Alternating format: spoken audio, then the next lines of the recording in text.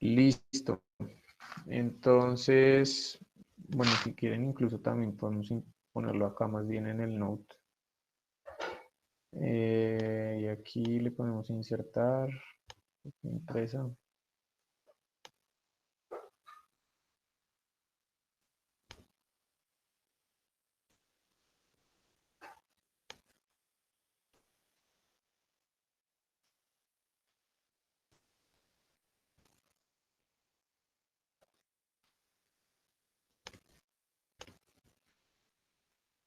Listo. Entonces, en el primer punto decía que tenían una línea sin pérdidas que tiene 2 metros de longitud, em, que a cierta frecuencia de medición su longitud es menor a lambda cuartos. Sí, a ver, dame un segundo, yo espero acá se cargue. Bueno, entonces dice que las mediciones al terminar la línea en cortocircuito y en circuito abierto dieron como respectivo resultado tales valores, ¿no? Entonces, pues aquí lo que tienen que recordar es lo siguiente. Por allá en las diapositivas pueden echarle una mirada. En esas diapositivas hemos visto que había dos casos en los cuales íbamos a tener puntualmente un valor para la impedancia de entrada en cortocircuito, ¿sí? Ese valor de Z in de cortocircuito, ¿sí? Que ahí decíamos nosotros que pues básicamente tenían una reducción, digámoslo así, en su fórmula porque hacíamos tender esa impedancia de entrada, ¿sí? Bueno, digamos, recordemos la impedancia de entrada Z sub I, ¿sí? A que era igual. Alguien que me recuerde, por favor, la fórmula. Z sub I a que era igual.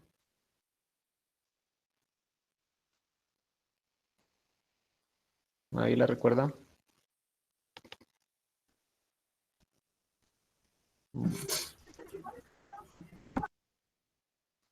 Z sub 0 por la tangente ¿qué?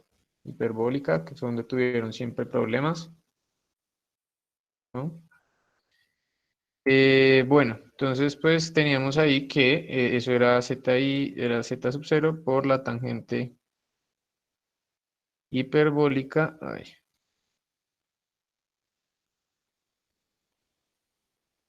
de gamma sub... a ver, dame un segundo que está como lento acá el asunto.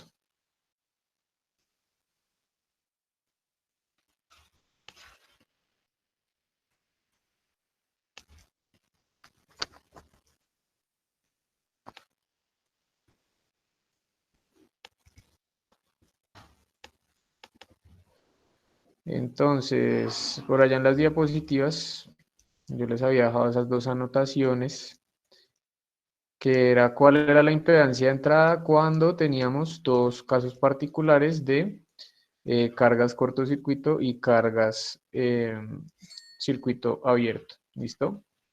Teníamos entonces que la impedancia de entrada era Z sub 0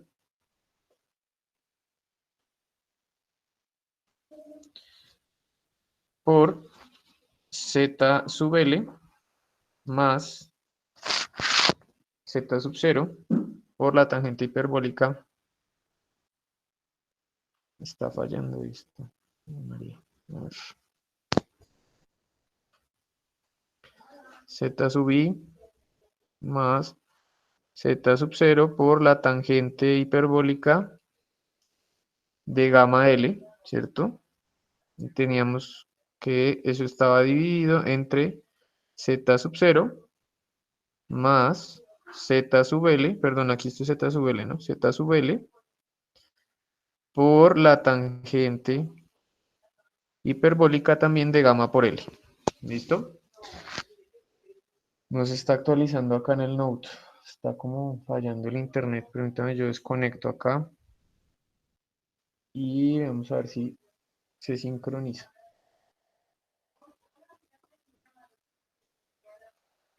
Listo. Listo. Entonces, A ver.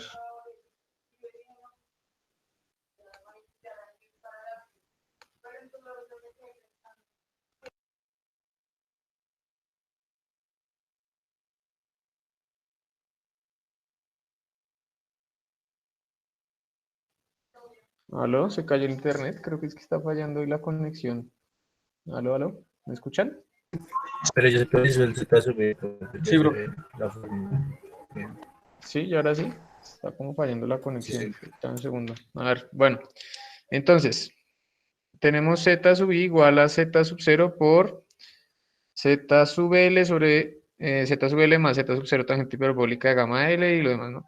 Entonces teníamos dos casos, ¿no? Cuando, por ejemplo, si z sub L valía 0, que era, digamos, el caso más sencillo, entonces sí tenemos que...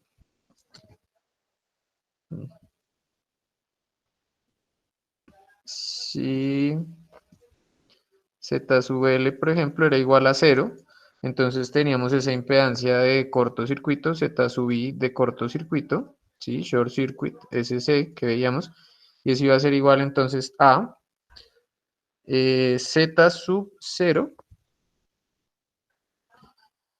teníamos una raíz, aquí teníamos 0, entonces reemplazábamos, más, aquí tendríamos z sub 0 tangente hiperbólica de gamma por L, ¿sí? Abajo entonces tendríamos, aquí tendríamos z sub 0 y tendríamos más 0 que multiplica tangente hiperbólica de gamma por L, ¿no? Listo. Y pues si hacíamos la reducción de esos términos, pues nos iba a dar que eso iba a ser igual a z sub 0 que multiplicaba a z sub 0 tangente hiperbólica de gamma por L dividido entre z sub 0, ¿no? Y pues el resumen era que eso iba a ser igual exactamente a z sub 0 tangente hiperbólica de gamma L, ¿no? Si yo tenía entonces, por ejemplo, que z sub L valía igual a infinito, dame un segundo.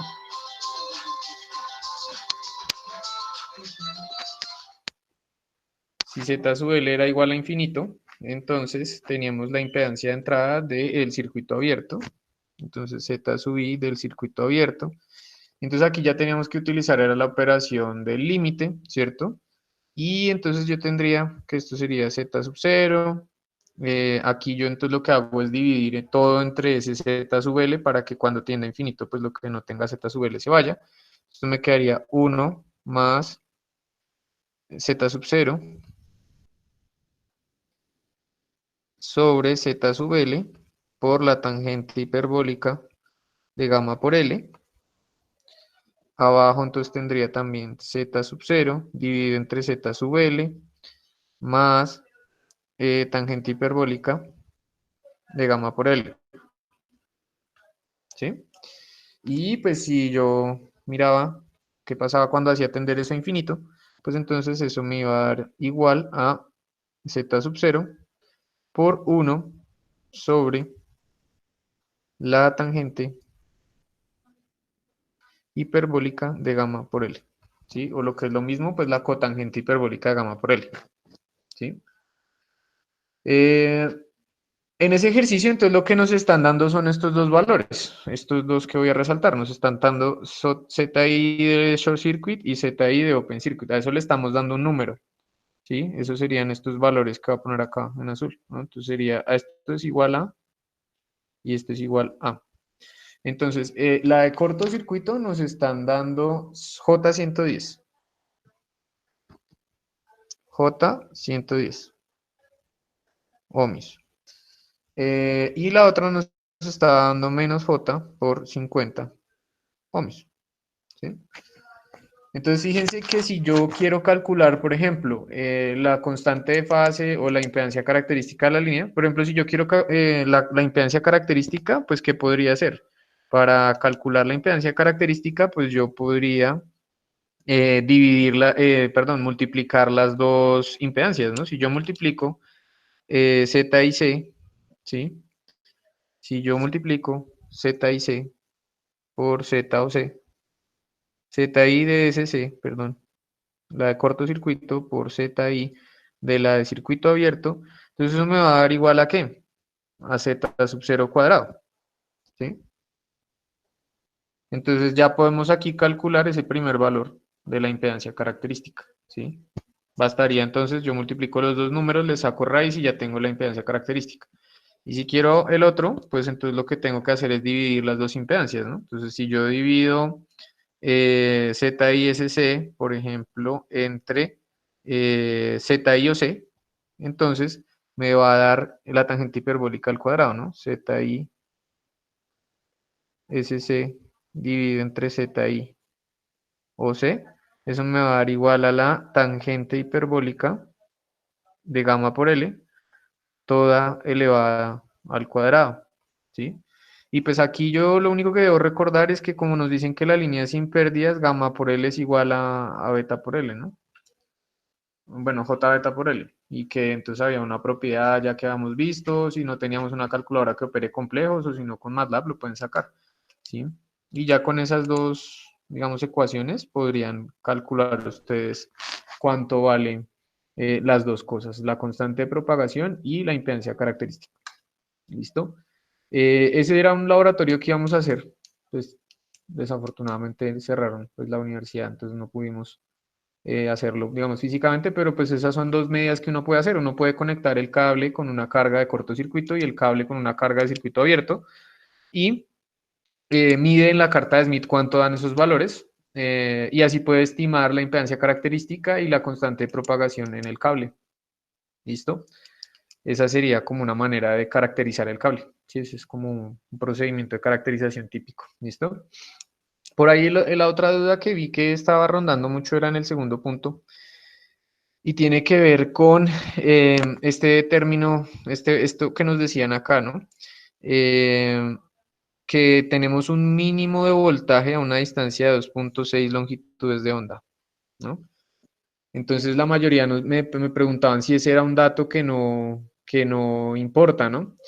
Pues resulta que sí, o sea, la idea es que sí importa y quiero que igual traten de pronto de revisar esa parte, porque creo que abrí un par de talleres y vi que no lo habían tenido en cuenta. Entonces resulta que lo que tenemos que tener presente es que, ahora lo pongo acá abajo de pronto, si ustedes recuerdan, cuando hablábamos de el parámetro del ROE, ¿sí? De la relación de onda estacionaria, entonces estábamos hablando de un número que era 1 más, ¿cierto? El valor absoluto de gamma sobre 1 menos el valor absoluto de gamma, ¿cierto? Pero pues recordemos que esto cuando gamma, ahí puede haber un caso en el cual gamma no sea completamente real, sino sea real imaginario, ¿sí? Si gamma es un número o más bien un valor, magnitud de gamma, en un ángulo determinado que se llame teta, ¿sí? Entonces lo que tenemos que hacer allí es con la relación de onda estacionaria, estimar la magnitud de gamma. Allá podemos estimar la magnitud de gamma. Si recordamos en la carta de Smith, pues en la carta de Smith eso se veía como, grosso modo, si bueno, hacer una mini carta de Smith acá, un poco mal hecha, pero entonces un segundo.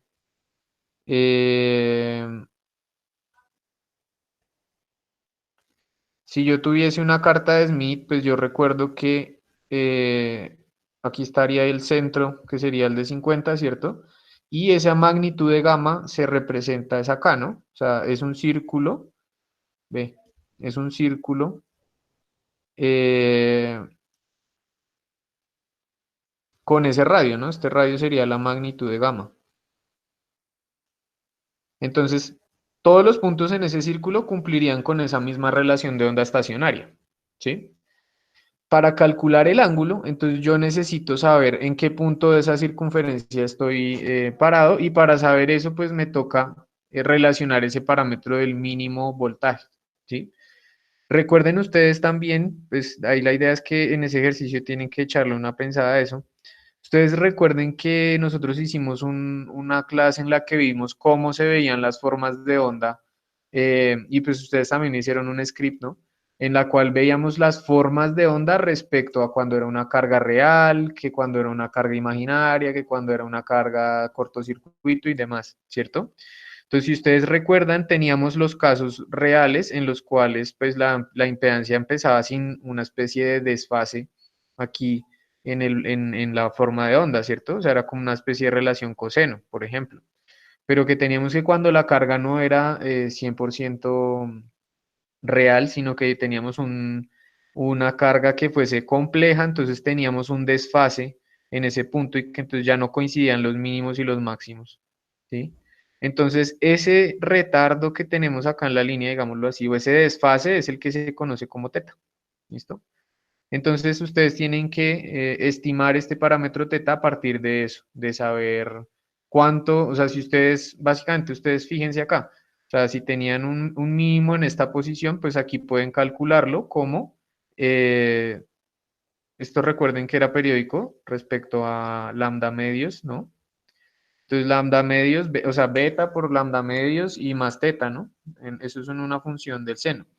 Entonces pueden calcular ese mínimo, esa posición o esa distancia del mínimo corresponde a una suma entre lambda medios y teta, ¿sí? Eso es lo que tienen que saber allí, ¿listo?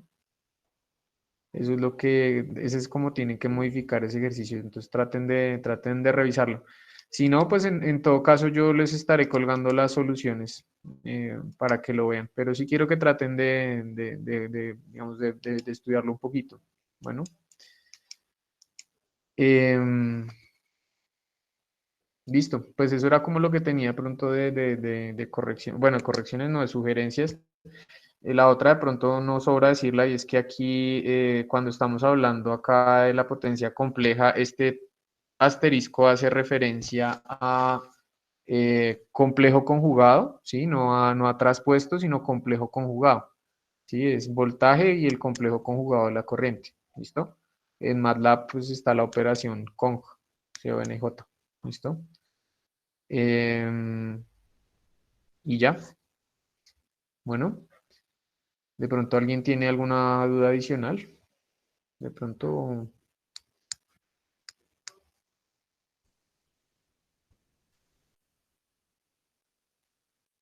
No, prometo. sí. Bueno, entonces, pues, no siendo más, por el momento, pues, no siendo más, pues, entonces lo que podemos hacer es eso, pues, dar espacio para que ustedes entonces terminen lo que hay que terminar de este taller, que pues lo suban allá a la plataforma, que pues cualquier duda que tengan de pronto me la comuniquen. Y pues entonces estaremos hablándonos el día lunes para el parcial. ¿Listo?